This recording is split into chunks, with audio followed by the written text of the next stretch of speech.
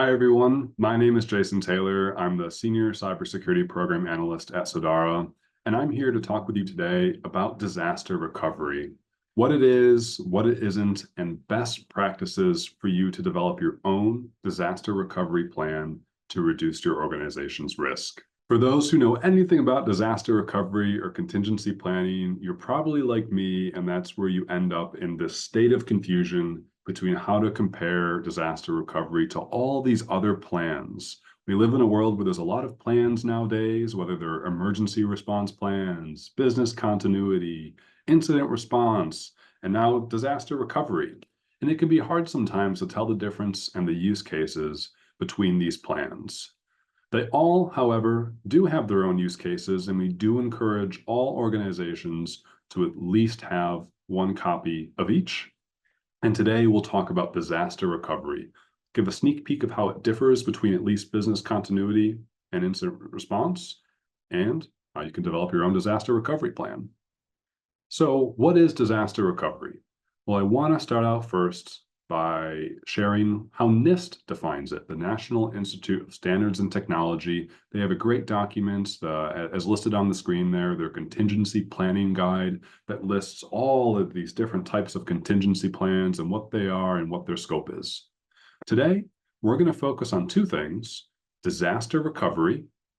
Note that NIST describes its purpose as procedures for relocating IT systems to an alternate location.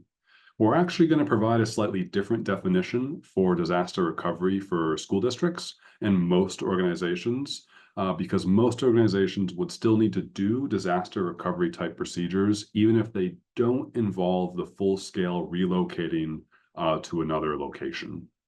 So traditionally, historically, disaster recovery meant we have to move our IT systems somewhere else because let's say there was a fire in a data center, can't use that data center anymore, so we have to make a new data center with IT systems somewhere else. That's historically, traditionally, what disaster recovery would be for. But nowadays, much more, industry agnostic, regardless of size, and especially for school districts, we're going to talk about disaster recovery with a slightly more expansive definition. We're also going to talk about, though, information system contingency plans, or ISCPs. These are included in the disaster recovery plan, and they should describe specific procedures for how to restore specific IT systems. Think about your wireless network, or your Active Directory domain controllers, or your backup server, right? It's any mission critical discrete piece of IT service or system.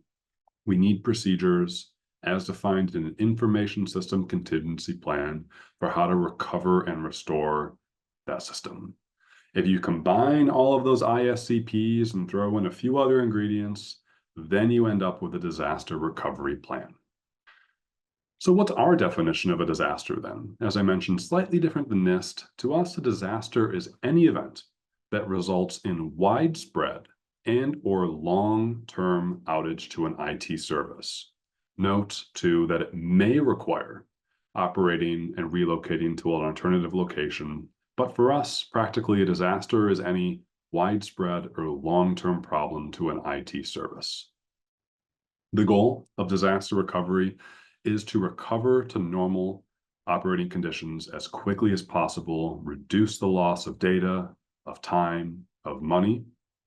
And we have some acronyms we'll throw around. We already mentioned ISCPs, the Information System Contingency Plans, but there's also DR, which simply stands for Disaster Recovery. And then there's DRP, which is the Disaster Recovery Plan itself that we'll be developing. And the DRT, that's a Disaster Recovery Team, the specific folks who will be involved in invoking and following the Disaster Recovery Plan during a disaster. So what is a disaster then? What is that thing that could cause widespread or long-term outages to IT resources? Well, it really could be anything, right? Here's some examples, like physical damage to an IT systems, a fire or flood in the data center that destroys things, or even something totally outside of your control, like a severed upstream fiber connection that totally renders all of your IT systems unable to communicate to the broader internet because of that severed link. That could constitute a disaster.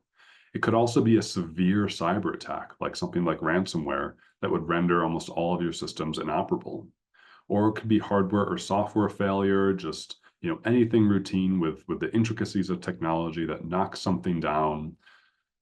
And also human error could lead to misconfigurations or data deletions, something that brings down large chunks of your network because of a misconfiguration. That could be long-term or widespread. And also, as mentioned, an outage at a third party. If BOCES, for instance, or Microsoft or Google or your financial system provider, if any of them suffer a severe outage, that could, by effect, cause an outage for you as well, at least for that critical business function, which means you may have to invoke your disaster recovery plan. So any of the examples on the screen or anything else, anything that causes widespread or long-term outage to IT services could cause a disaster. And we will have a plan in place then to minimize the loss of data and time and finances from that disaster. How does this work, though? How does disaster recovery then compare to incident response and business continuity? Well, here is a succinct way to look at it. If there's a bad event that occurs, we have to decide whether or not it's short-term or long-term. In general, I'm being reductive here, but if it's a short-term event, and it will likely mean we'll have to invoke our incident response plan. For instance, an isolated malware incident, an isolated instance of someone's credential being compromised. That's probably a short-term issue, and we can invoke our incident response plan, can analyze the harm, contain the harm, eradicate the harm, and recover from it. On the other side, if it's a disaster, as we mentioned, it's something that is a long-term problem, we'll have to follow through another disaster recovery life cycle here, different steps. And that's where we have to contain the harm, potentially relocate our system somewhere else, and then rebuild and restore and recover from the problem. So if it's short-term, it could likely be incident response. If it's a long-term issue, it could likely be disaster recovery. Note, however, that in both instances, whether or not it's short-term or long-term, the rest of the organization, all other departments, will be following our business continuity plan to maintain critical business functions while we're responding to the short-term or long-term problem. So if there is an issue with the student information system, IT can investigate it, we can troubleshoot network issues, we can check on the server, we can contact the vendor. The rest of the organization still needs to make school happen. Got to keep students in session. Transportation still has to transport students. Food service has to keep, feeding individuals. Business has to keep finances going. So we have to be identifying plans in the business continuity plan to keep the organization ongoing while IT might be doing disaster recovery. So hopefully that makes sense. These are the three main different contingency plans. They sort of work together, but they also serve discrete purposes. For the rest of the talk today, we'll be hanging out with those long-term issues, widespread or severe outages through disaster recovery. So how do we create a disaster recovery plan?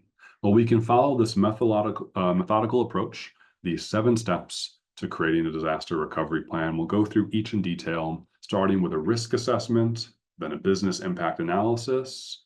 We'll define what's important to us through various recovery objectives, and then we'll actually document the plan itself, identifying that DRT, the disaster recovery team, our communication procedures, backups, and alternative site locations, and those, as mentioned, information system contingency plans. And we'll wrap it all up by testing and training the plan and making sure that it's all up to date. So let's look at these steps in detail. But before we even do, forgive this one more wrinkle, I want to walk through a few different diagrams that show how different network architectures could be constructed, because it's really important to understand our network architecture and data flows first in order for disaster recovery to make sense. For instance, in this first scenario, here's a school district's network architecture. All the stuff in green is something the school district controls, might be on premises, and all of the stuff in red are something that's outside of the school district's control. For instance, something stored at BOCES or the broader internet and the cloud. What we're looking at, this network architecture could be described as a traditional hub and spoke system. What that means is the district has one central location, the MDF or main distribution frame. You might also hear that as your NOC, the Network Operations Center, or maybe your primary server room. It's the place where most of your most critical backbone IT services are stored, and maybe where the demarcation point is between your LAN, local area network, and the broader internet or the WAN. So at that main distribution frame, the rest of the, all the critical backbone IT stuff is hosted there, and you can see what that stuff is. For instance, there's an Active Directory domain controller. There's our backup server. We have our wireless controllers there. We also have physical security servers like for cameras and door access and HVAC. That's all stored at our MDF in this scenario. And the rest of the school district, all these other schools, connect to that MDF. So what would happen here if there were problems? Well, it would depend on where the problem occurred. For instance, if there was a problem with this internet link between school A and the MDF, the only issue here would be with school A, right? School A would go down. It wouldn't have network connectivity because, that internet link to the MDF is severed. And there's no other way for that school to get network connectivity. So that school in isolation would be down if that internet link was severed. What about this though? What about if there was a problem right here at the MDF? Well, that would be particularly bad for this network architecture because now the entire district is down. If there's a fire in that MDF, for instance, there's no more Active Directory, there's no more internet access, there's no more wireless access. That would be pretty problematic. What about if there was an issue here? Well, in this instance, the school district could still have local connection between all the schools and the MDF, but it wouldn't have broader access to the internet. So maybe you couldn't access Microsoft 365 or the student information system, but there would still be local connectivity on premises, which might allow instruction to continue sort of close to normal, or maybe not, depending on how many cloud resources are needed. What about if the problem was located here, where the backup Active Directory domain controller at BOCES was brought down? In this instance, there might not be that big of a problem because we already have that primary domain controller on premises, right? And last, what about if the student information system was brought down in the cloud? In this case, everything else is working as intended, but no access to the student information system.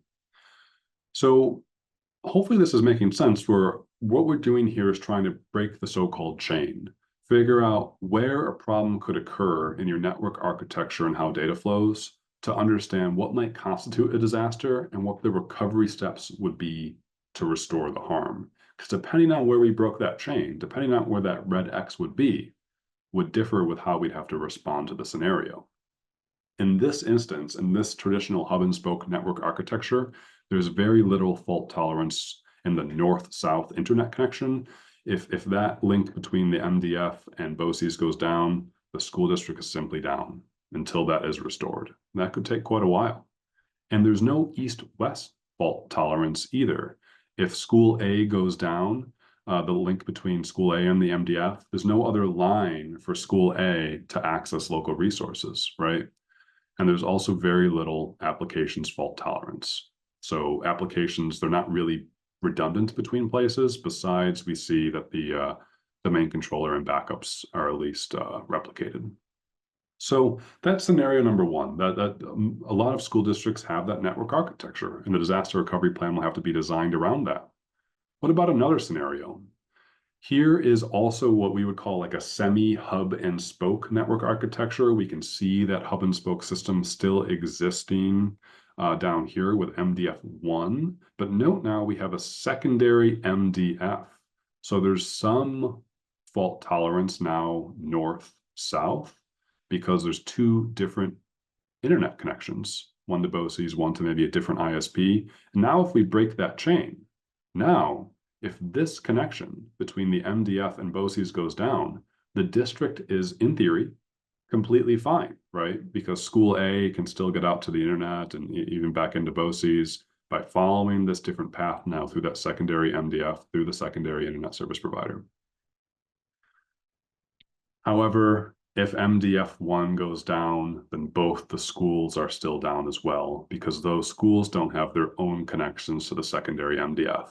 So I could go on here, but hopefully you're getting a sense of where are we breaking the chain and how does that chain impact us and our access to critical systems.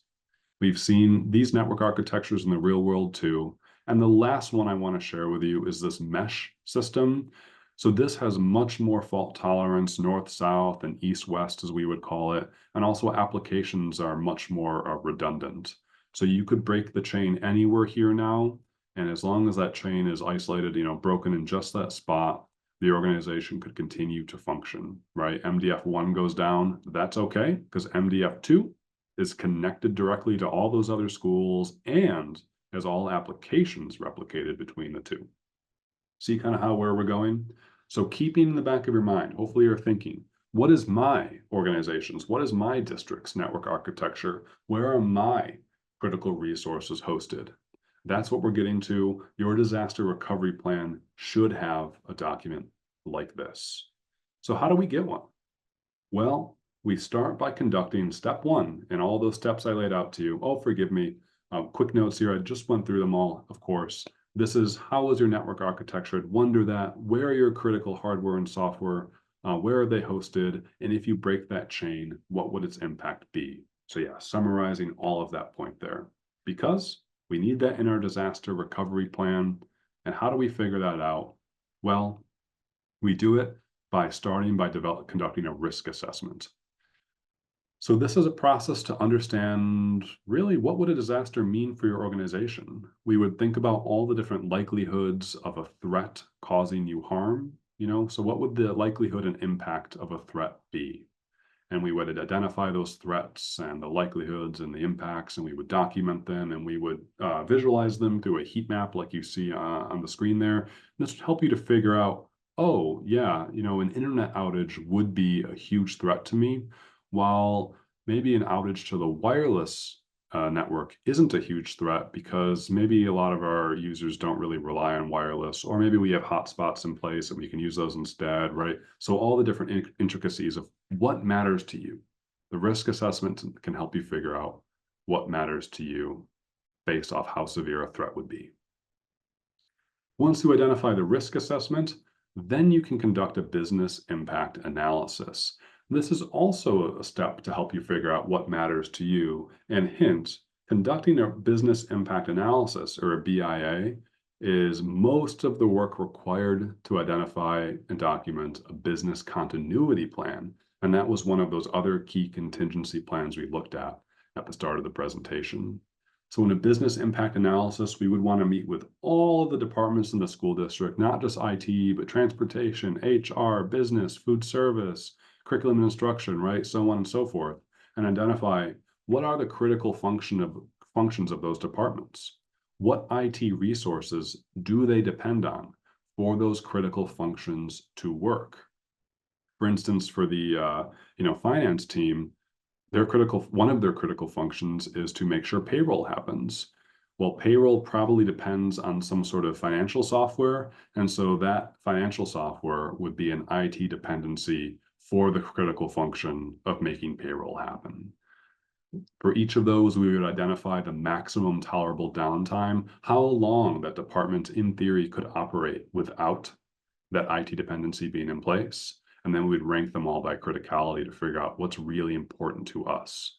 In those network diagrams we were looking at a few moments ago, the ones that were listed there, the student information system, wireless, backups, Active Directory, those were as a result of a school district's business impact analysis. So how does this look in a BCP? We'll take a look at that sneak preview here for a business impact analysis. For instance, if we take the Department of Curriculum and Instruction, a critical function, of course, of curriculum and instruction is delivering rigorous, high-quality instruction that's accessible for students. And in order to do that, the department might depend on all of those listed IT dependencies there, whether it's the internet and power and Microsoft 365, the student learning system, so on and so on and so on. The department could identify for you how critical it is, how long they could operate without it.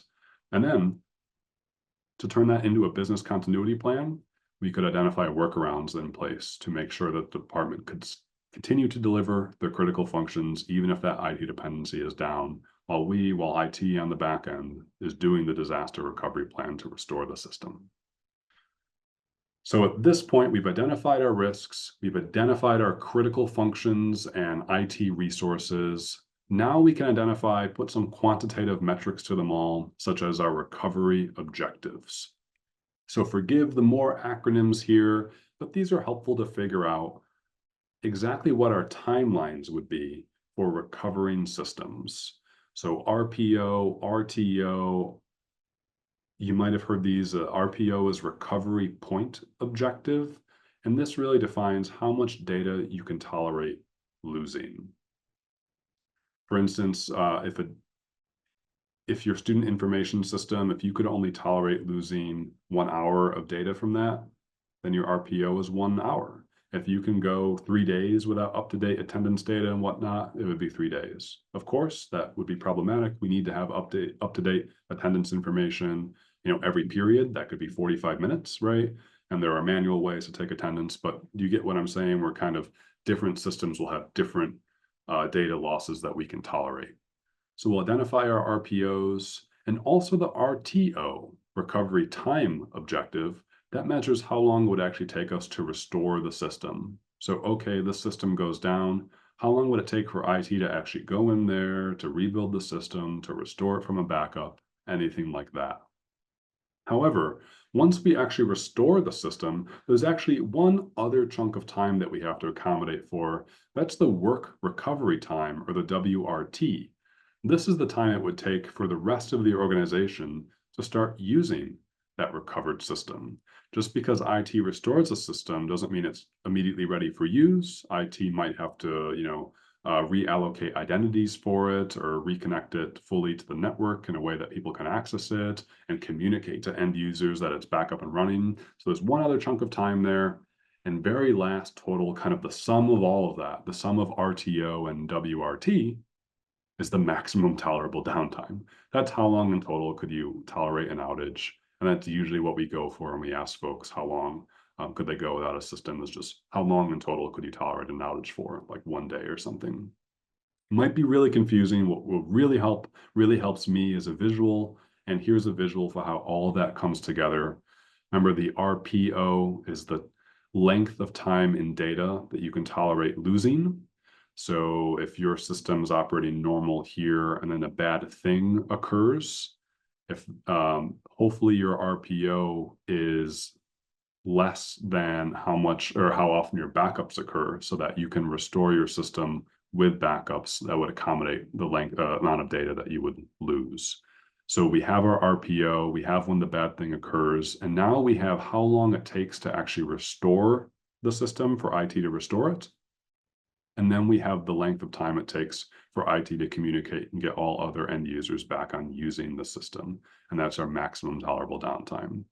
Don't get bogged down in all of these acronyms and whatnot. We're just trying to get a sense at this point of disaster recovery, is figuring out, okay, now that we know what our critical systems are, what are some timelines to them? If this thing goes down, how long could we tolerate its outage? How long would it take us to restore the system? That's kind of what we're getting at here with all of these acronyms. So once we've done those first 3 steps, we've identified our risks, we've identified our business impact and our critical IT resources, and some length of times for them about how long we can tolerate outages and restore them. Now we're finally ready to document our disaster recovery plan. We can include the essential elements of all of the aforementioned in the plan, but also tackle, as these bottom bullets indicate, some new steps. Those steps being, we have to identify our disaster recovery team and their roles and responsibilities. Typically, for a school district, these are the types of roles that you might see in a disaster recovery team.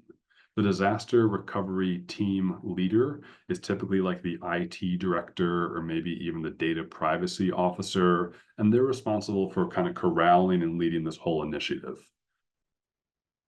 Second, well, not really second in command. This isn't a super order here besides the lead being, the leader, is that we have subject matter experts in technology systems. These are like system administrators who would be responsible for actually restoring the IT systems.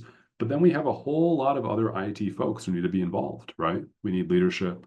We need our other departments to be informed of our response to the disaster, and so they can know, following their business continuity plan, how to continue their operations while the disaster occurs. And we also want to have third parties involved as well. And if you have a managed services provider, or you work with BOCES, or for organizations that work with us through Sedara, we're often included in organizations' disaster recovery plans to support directly their response to the disaster. All these stakeholders would need to be aware that they're part of the plan, of course, and what their roles and responsibilities are. And that would go in the disaster recovery plan. We also need to document some other things, though. We need to document our backup schedule, really important, to know how long how much data we would lose if our systems were to go down, and what would be the total amount of data that we would lose because of the outage. Are our systems backed up? How often do the backups occur? And where are the backups stored? We really need to document all of these things.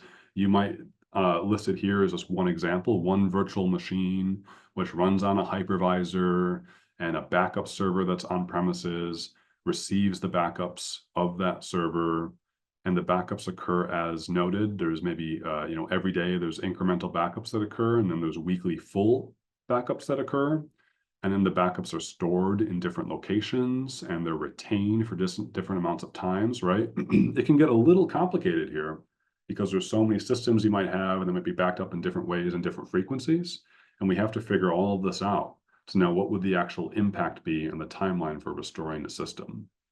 So we have to document our backup schedule. And there are some backup best practices we recommend following as well. So of course, at least back up all critical systems, but the more backups, the better. If you can back it up, you should do it. And in general, there's the old 3-2-1 method to try to follow. We want at least 3 copies of data, hopefully in 2 different mediums, and maybe even with definitely 1 copy stored offsite. And therefore, if a fire destroys the data center, we have a copy somewhere else, right? We also want to make sure that we test our backups. Many organizations might take backups, but they also might never test them. And so how do you know if they're actually working? And how do you know that recovery time objective?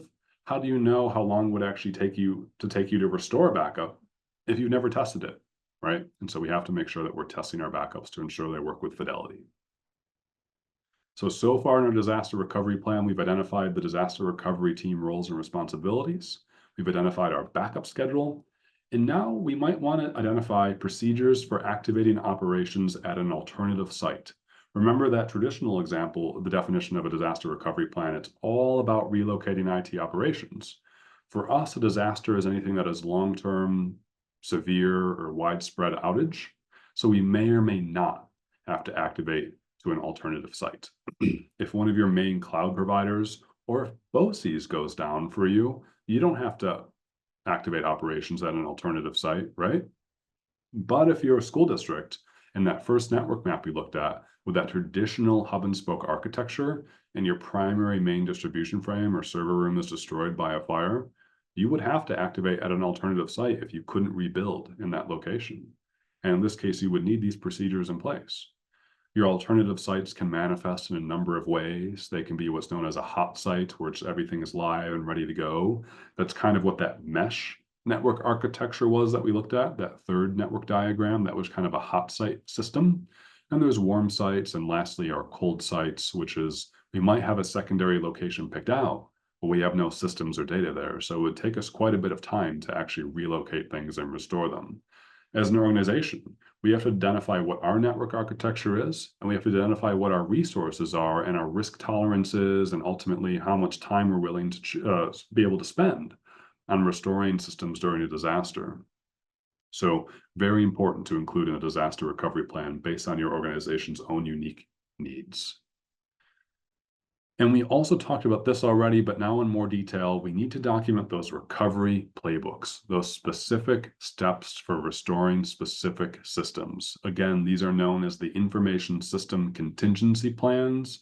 And these are usually pretty technical documents, but they're procedures, they're step-by-step guides for, okay, how would you actually restore and rebuild your Active Directory domain controller? What about your core switch? What about your phone system?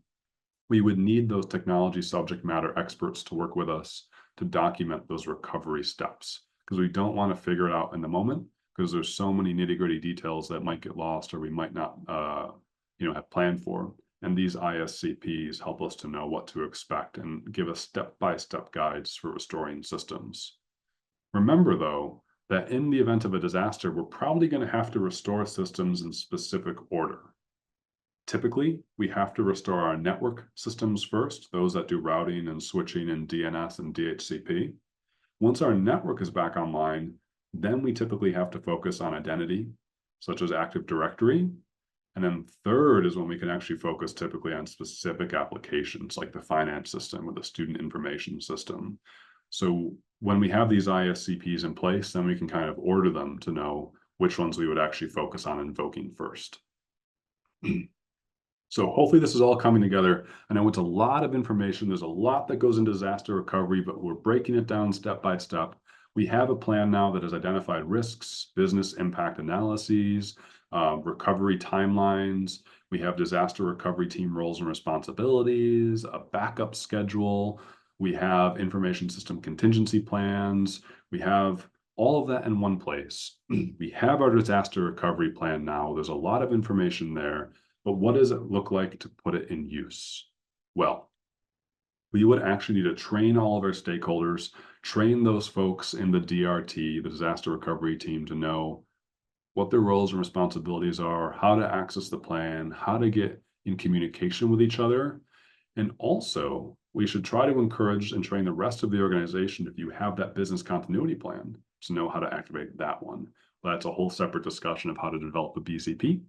But just note that, if you have a plan in place, great, but do people actually know that they're in the plan and what their responsibilities would be?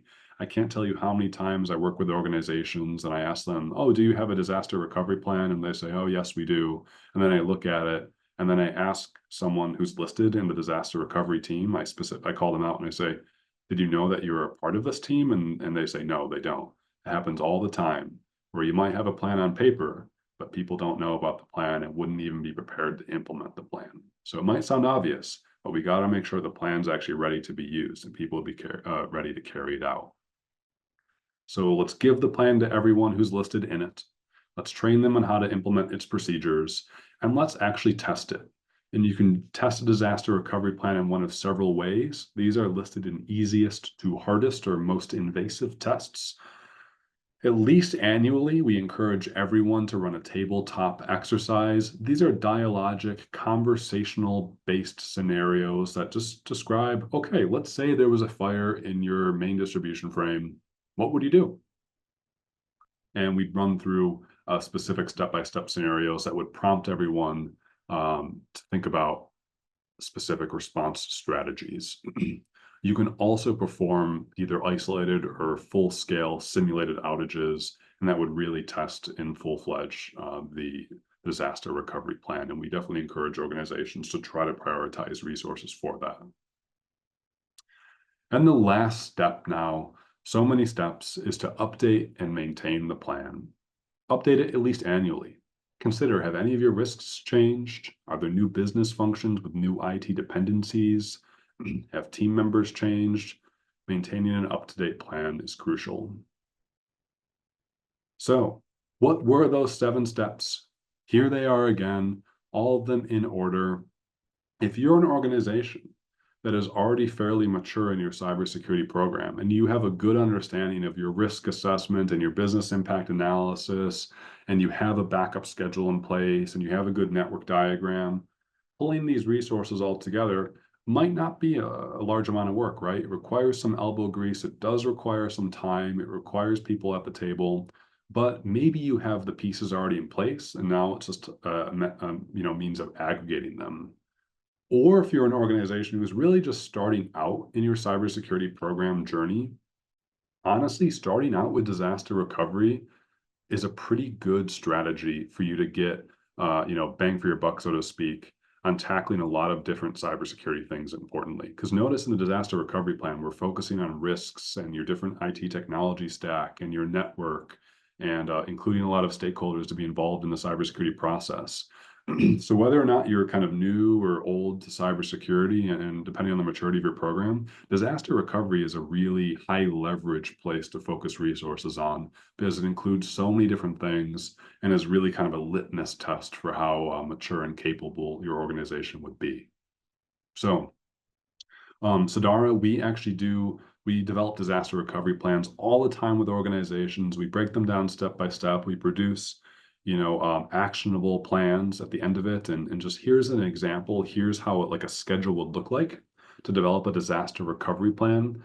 This is for an organization who might be starting out kind of from square one and doesn't have any of these resources in place. You can see it might be like a 4-month timeline. Wouldn't be 4 months of course, full-time work of all IT stakeholders and other stakeholders at the organization, only focusing on disaster recovery, right? The rest of the world and life goes on and instruction must continue. But at least every week we're rolling up our elbows and building that disaster recovery plan. And you can see we're breaking it down and focusing on the different steps at different times with different stakeholders.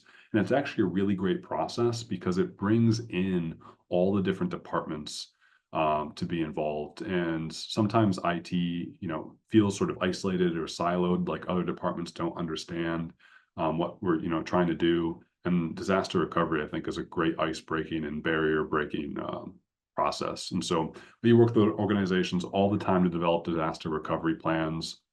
And we also work with organizations on a lot of other things as well. For instance, were we to develop a disaster recovery plan with you, it would be through one of our offerings here under our cybersecurity development program with our virtual chief information security officers, with you getting a designated resource, an expert in the field who would develop the disaster recovery plan with you and walk you through step by step on how to do these processes. So thanks so much for being here with me as we walked through how to develop a disaster recovery plan. Hopefully by now you understand the difference between disaster recovery, incident response, and business continuity, and all of the steps it would take to build a disaster recovery plan and how to make it actionable for your organization. I'm Jason Taylor from Sedara, and thanks again for being here with me for this talk.